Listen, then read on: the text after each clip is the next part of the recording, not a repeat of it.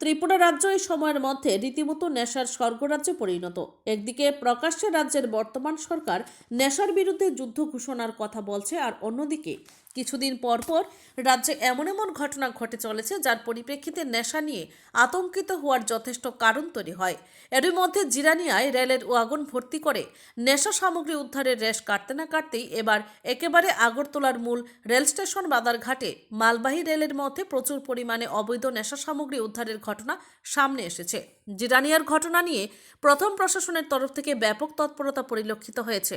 তবে একটা অংশ অনুমান করছেন লক্ষ কোটি টাকার গন্ধে গোটা ঘটনা তদন্ত মাঝপথেই অন্য দিশায় পরিচালিত হবে।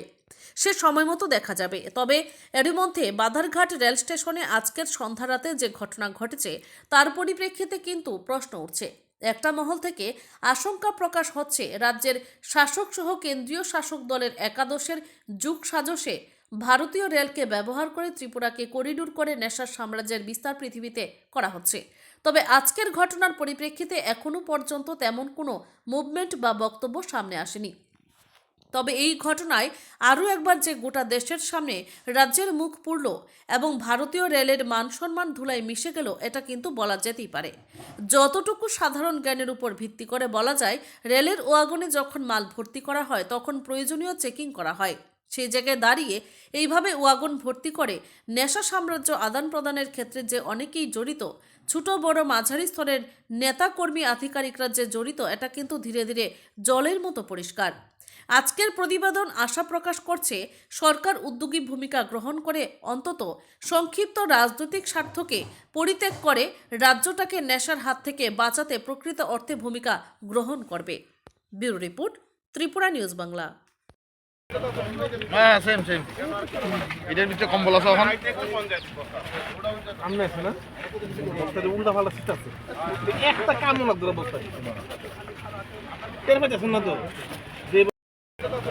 হ্যাঁ সেম এটার ভিতরে কম্বল আছে এখন আমনে আছে না বস্তাতে উল্টা পাল্টা সিট আছে একটা কামও না ধরে বস্তায় টের পাইতেছেন না তো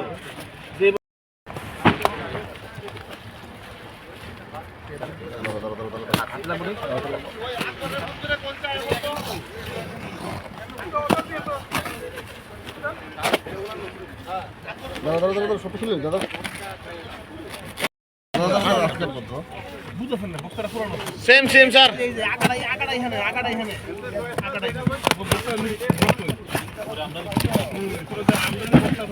মানে কোয়ান্টিটি ভালো আছে গাড়িতে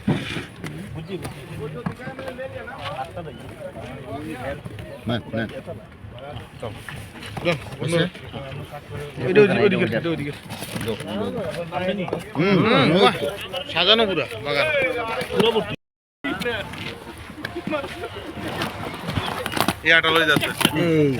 এই এখন বাড়ি এলো এই যে আর করলেন না